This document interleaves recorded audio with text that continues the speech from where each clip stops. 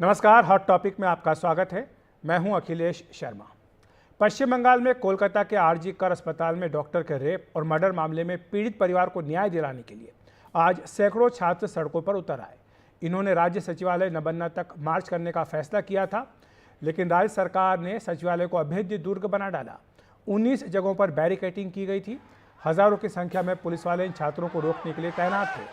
सरकार ने इस मार्च की अनुमति नहीं दी थी। छात्रों पर आंसू गैस के गोले दागे गए, लाठी चार्ज किया गया, पानी की बौछारें छोड़ी गई। कोलकाता पुलिस ने नबन्ना अभियान में 126 लोगों को गिरफ्तार किया। पुलिस के मुताबिक आज की घटनाओं में 15 पुलिस वालों को चोट भी आई है। उधर बीजेपी ने छात्रों पर इस हिंसा के विरोध में कल 12 घंटे का राज्यव्यापी बंद बुलाया है।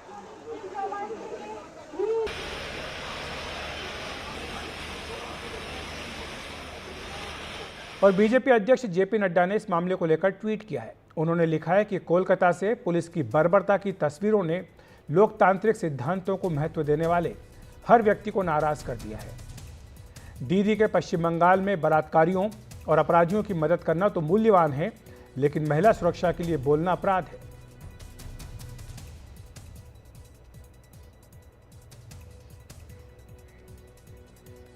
वहीं आज के प्रदर्शन के बीच ममता सरकार के 4 मंत्रियों ने प्रेस कॉन्फ्रेंस की। उन्होंने बीजेपी पर हमला बोला। उन्होंने कहा कि बीजेपी ने राजनीतिक जमीन हासिल करने के लिए ही कल का बंद बुलाया है। Having no other alternative, having failed to do anything, to gain any political ground here in Bengal, BJP has now taken the path to call a Bandh. Tomorrow there will be no Bandh. This we make it clear.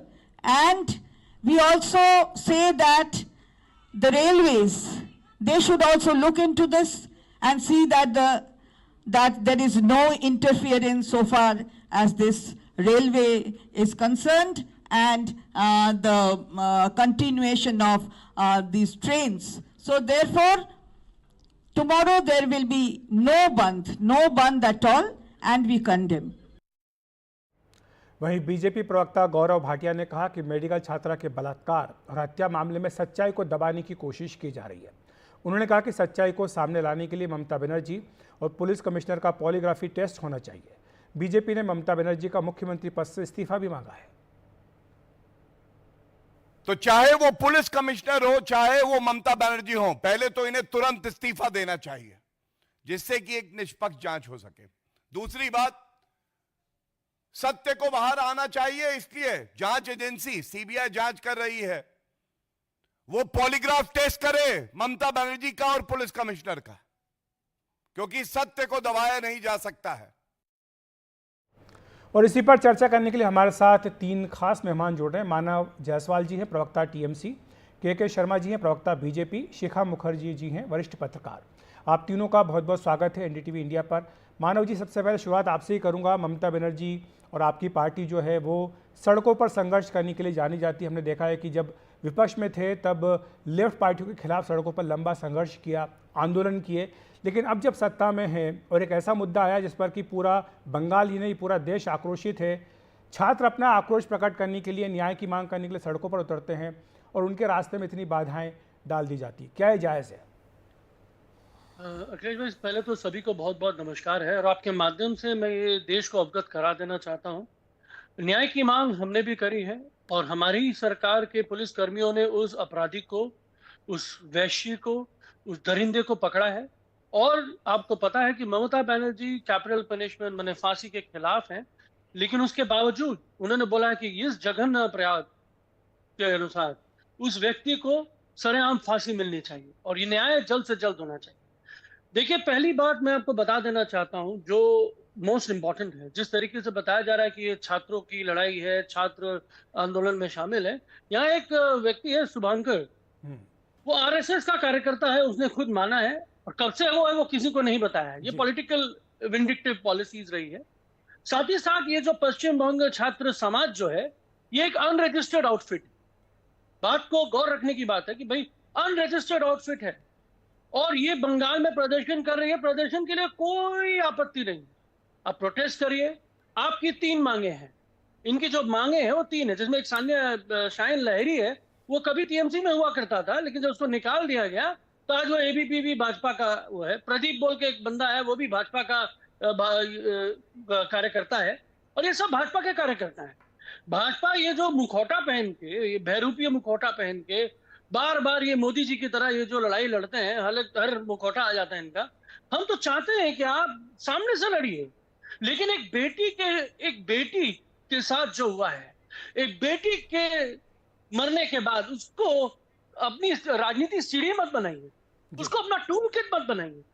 Bhajpa इतनी निम्न, इतनी घटिया, साथ ही साथ इतनी निचली हिस्से की पार्टी हो चुकी है जिनको सिर्फ राजनीति करना है। ठीक है, आज हमने तो दो बात मान ली ना भाई, हमने तो पहली बात में बोली कि हमको भाई न्याय चाहिए, जल्द से जल्द चाहिए, 50 दिन में आप फास्ट ट्रैक कोर्ट तैयार करिए, जस्टिस मिले विद इन 100 डेज। ये तो हमारी मांग है, मानव जी। नहीं मान रहे जी मानव जी, हमारे साथ के शर्मा जी भी हैं, बीजेपी के प्रवक्ता। आपने तमाम बातें जो कही हैं बीजेपी के बारे में, उसके बारे में उनसे पूछ लेते। के जी वो साफ तौर पर कह रहे हैं कि बीजेपी पर्दे के पीछे से लड़ाई लड़ रही है। जो लोग इसमें शामिल हैं, जो छात्र जिनके बारे में बात की जा रही है, वो दरअसल बीजेपी के आरएसएस के कार्यकर्ता हैं। वो चुनौती दे रहे हैं कि बीजेपी सीधे सामने आकर इस पर लड़ाई क्यों नहीं लड़ती। अगर राजनीतिक दल से लड़ाई लड़नी तो सीधे सामने आकर के लड़े, छात्रों के कंधे पर रख के बंदूक क्यों चला रही है। और जहां तक न्याय की मांग है, तो न्याय की मांग तो ममता बनर्जी भी कर रही है। देखिए अखिलेश जी, यह मात्र आक्रोश प्रदर्शन नहीं है। ये जो अब हो रहा है पश्चिम बंगाल में, ये एक जन आंदोलन बन चुका है। और ये ममता बनर्जी को गद्दी से उतारने और उनकी जो तानाशाही और निर्ममता है और उनका जो क्रूर वहां पर शासन है, उसके विरुद्ध अब वहां पर आंदोलन चल रहा है। और बिल्कुल अभी मानव जी कह रहे थे कि ममता बनर्जी ने ये किया वो किया, ये तो सुप्रीम कोर्ट ने कहा। ममता बनर्जी केवल मुख्यमंत्री नहीं है, वो वहां के पश्चिम बंगाल की गृह मंत्री भी हैं, वो वहां की स्वास्थ्य मंत्री भी हैं। सुप्रीम कोर्ट ने कहा कि जो है सुबह की घटना का पोस्टमार्टम जिस ढंग से हुआ उस बच्ची का, उस हत्या के बाद रात को एफआईआर लिखी गई, ये ममता बनर्जी के कुकर्म और कृतित्व हैं। ये ममता बनर्जी का उस आरोपी को संरक्षण देने का उदाहरण है उनकी सरकार का। और इसीलिए सुप्रीम कोर्ट ने इतने कड़े ऑब्जर्वेशन उनके लिए पेश किए उस सरकार के लिए। एक जज ने कहा कि 30 साल की मैं अपने जीवन में ऐसी कोई केस अपने सामने नहीं देखा। ठीक है, अच्छी बात है, आप मानव जी गाली दीजिए, आप गाली गलौज की भाषा पर आ सकते हैं, हमें दीजिए गाली, लेकिन ये गाली अब जो है पश्चिम बंगाल की जनता आपकी सरकार को दे रही है, आपकी उस ममता बनर्जी की क्रूर सरकार को दे रही है। और जहां तक भाजपा का प्रश्न है, मैं आपको ये बहुत डंके की चोट पे कहता हूं, भारतीय जनता पार्टी के प्रवक्ता होने के नाते, कि हम पश्चिम बंगाल में मुख्य विपक्षी दल है। जनता की आवाज उठाना और आपके तानाशाही और अत्याचार का जवाब देना, ये हमारा काम है। मानव जी, इसके लिए हमें जनता ने के जी मानव जी कुछ बोलना चाह रहे हैं। मानव जी मैं आपके पास आऊंगा। उसमें तमाम लोग और शामिल हैं, लेकिन आपके पाप, आपके कुकर्म और पापियों को बचाने का जो काम ममता बनर्जी ने किया और जो संबंध निकल के आ रहे हैं सामने, किस तरह से उस प्रिंसिपल को बचाने की कोशिश हुई, किस तरह से वहां के सारे सबूत मिटाने की कोशिश हुई, इसके विरुद्ध आवाज उठाना ये हमारा कानूनी राइट है, हमारा अधिकार है और हम उसे करेंगे। के जी मैं आता हूं आपके पास, मानव जी भी कुछ आपका जवाब देना चाह रहे हैं, लेकिन हम जी के जी राजनीतिक आंदोलन करेंगे। शिखा जी आपके पास आऊंगा मैं, मानव जी आपके पास थोड़ी देर में आप इसका जवाब दीजिएगा, लेकिन शिखा जी के पास जाना चाहता हूं। वरिष्ठ पत्रकार है, बहुत नज़दीक से पश्चिम बंगाल की राजनीति को देखती हैं। शिखा जी, पिछले हफ्ते भी आपसे बात हो रही थी, लेकिन तब मुद्दा इतना ज़्यादा राजनीतिक रंग नहीं ले रहा था। आज साफ तौर पर बीजेपी और टीएमसी आमने सामने खड़े दिखाई दे रहे हैं। और आज का जिस तरह का नबन्ना मार्च को लेकर के राजनीति हो रही है, टीएमसी तो सीधे तौर पर कह रही है कि ये बीजेपी के ही लोग हैं जो कर रहे हैं। यानी जो जन आक्रोश है, जन आंदोलन है, जो जन भावना है, उसको एक तरह से टीएमसी खारिज करती हुई दिखाई दे रही है। इसको आप कैसे देखती हैं? आपको लगता है कि ये मामला अब ज़्यादा आगे जाकर तूल पकड़ेगा? देखिए, ये जो आज का जो आंदोलन था, आज ये नबान्न अभियान जो चल रहा था, ये बिल्कुल पॉलिटिकल है। इसमें कोई दो राय नहीं है, क्योंकि वहां पे जब टीयर गैस, लाठीचार्ज और अरेस्ट हुए, उसके बाद बीजेपी नेता लाल बाजार यानी कि पुलिस हेडक्वार्टर्स में आके वो प्रदर्शन कर रहे थे और वहां पे भी टीयर गैस चली। तो ये लीडर ऑफ द ऑपोजिशन यानी कि शुभेंदु अधिकारी, उन्होंने भी इस पे टिप्पणी की। उन्होंने भी कहा कि जो हुआ है वो गलत हुआ है, ये हमारे लोग हैं। तो ये तो पॉलिटिकल कॉन्फ्रंटेशन है। जी। और कल बंद है, कल 12 घंटे का बंद बीजेपी ने बुलाया है। तो ये जो बंद है, आज का जो अभियान था, उसके बाद उसके साथ साथ ये बंद डिक्लेयर करना, ये बिल्कुल पॉलिटिकल फाइट है। ये बीजेपी वर्सेस तृणमूल है, बीजेपी वर्सेस ममता बनर्जी है। और ये फाइट, जैसे जैसे ये फाइट सामने मेन इश्यू बन जाएगा, तो ये जो अभया के लिए जो जस्टिस मांग रहे थे लोग, ये शायद कहीं ना कहीं डिफ्लेक्टेड हो रहा है टेंशन। पॉलिटिकल कॉन्फ्रंटेशन के साथ साथ इसको जारी रखना बहुत मुश्किल है।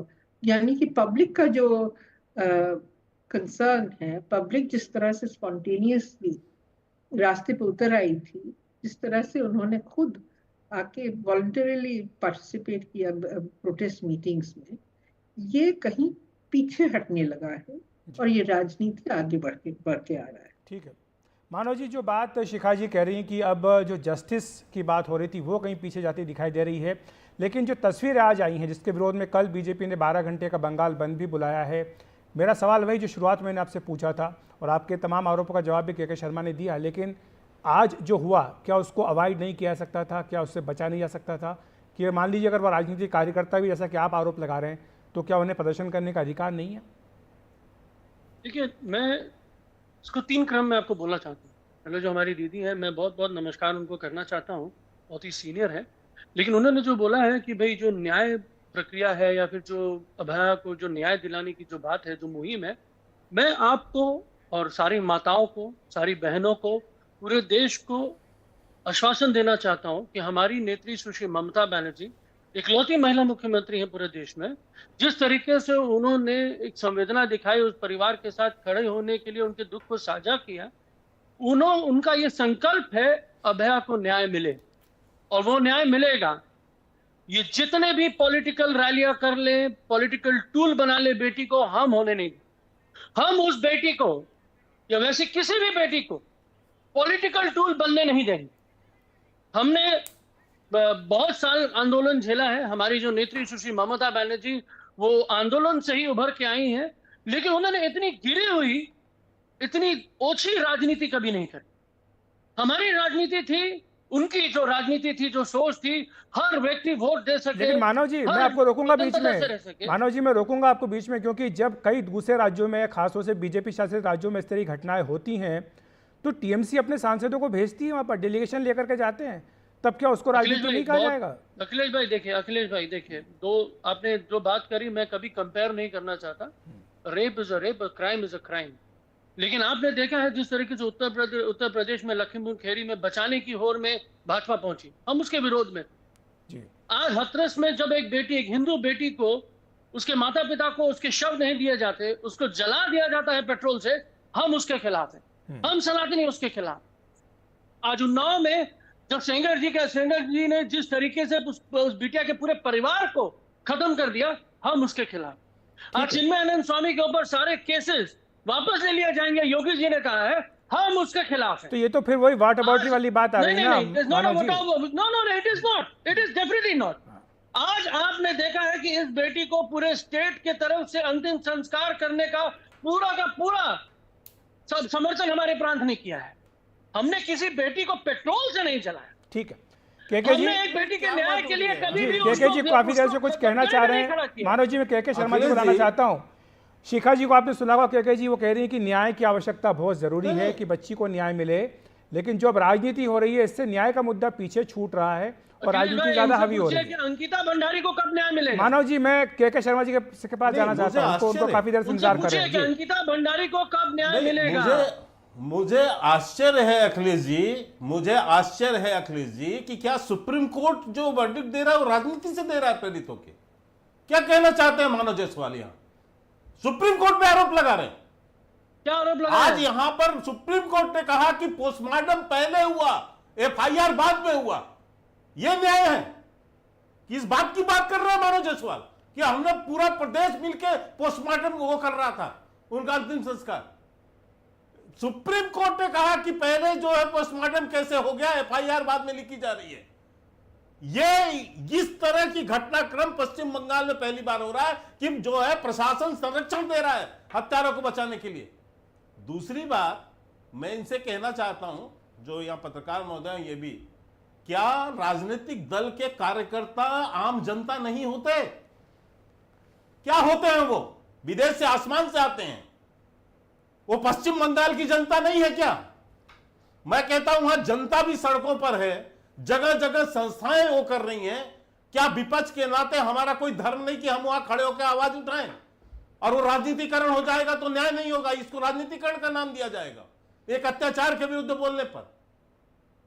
नहीं, उनका डर ये था कि इससे कहीं कैसी परिभाषा है? उनका डर ये, शिखा जी का डर ये है कि इससे कहीं जो न्याय का मुद्दा है वो पीछे न हट जाए और सियासत इस पर हावी ना हो जाए।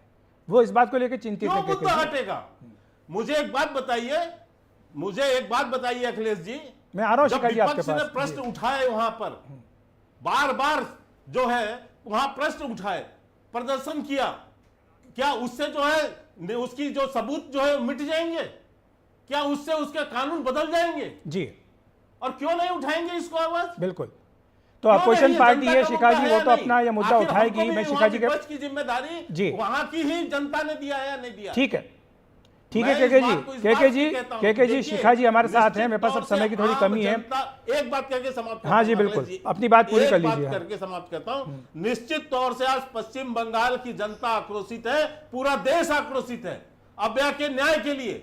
और जिस ढंग से ममता बनर्जी मुंह बंद करके बैठी हुई है वहां पे और जनता के जो है जग में नमक फेंक रही है। मानव जी आ रहा हूं आपके पास, समय की थोड़ी कमी है। केके जी अपनी बात पूरी कर लें। दलों को भी ठीक आवाज है, देनी पड़ेगी। केके जी शिखा जी के पास जाना है मुझे, समय मुझे इजाजत नहीं दे रहा है। देनी पड़ेगी। ठीक है शिखा जी, जो बात केके शर्मा कह रहे हैं कि राजनीतिक कार्यकर्ताओं को भी अधिकार है प्रोटेस्ट करने के लिए, क्योंकि वो भी जनता की नुमाइंदगी करते हैं। बंगाल की जनता ने जनादेश दिया है कि बीजेपी सशक्त विपक्ष का, मजबूत पक्ष की भूमिका निभाए। लेकिन मुद्दा ये नहीं है, मुद्दा ये है कि क्या इसके राजनीतिक परिणाम होंगे। क्या आपको लगता है कि ममता बनर्जी अपने राजनीतिक कैरियर की, मुख्यमंत्री काल की सबसे बड़ी राजनीतिक चुनौती का सामना कर रही हैं? बिल्कुल बिल्कुल, ये सबसे बड़ी राजनीतिक चुनौती है उनके सामने। और दो बातें हैं। देखिए, ममता बनर्जी अपने करियर में up to first term as chief minister, जहां पे जो भी कोई दुर्घटना होती थी वो खुद पहुंच जाती थी। ये है उनका एक फ्रंट फुट में खेलने का तरीका जी। इस बार वो ना अस्पताल में प्रोटेस्टिंग डॉक्टर्स के साथ मिली, ना वो मीटिंग उनसे उन्होंने किया है, ना वो आज ये बंद का मुद्दा, बंद का विरोध वो कर चुकी हैं। बंद बंगाल में वो बंद करवाने की हर एक तरीका उन्होंने लिया है। हाई कोर्ट, सुप्रीम कोर्ट सब कुछ कर चुका है। ये बंद के बारे में उन्होंने अभी तक मुंह भी नहीं खोला। ये मुख्य विरोधी पक्ष अगर बंद बुलाती है तो बनता है कि चीफ मिनिस्टर कुछ बोले। बिल्कुल ठीक है, तो वो तो बोल नहीं रही है। मानव जी माफ़ी चाहता हूँ, समय की कमी है। हम इस चर्चा को जारी रखेंगे, बाद में किसी और दिन आपसे मिलेंगे। लेकिन फिलहाल आज शामिल होने के लिए शुक्रिया इस चर्चा में। केके शर्मा जी आपका भी धन्यवाद, शिखा जी आपका भी शुक्रिया। वक्त एक ब्रेक का, ब्रेक के बाद तुरंत हाजिर हो रहे हैं।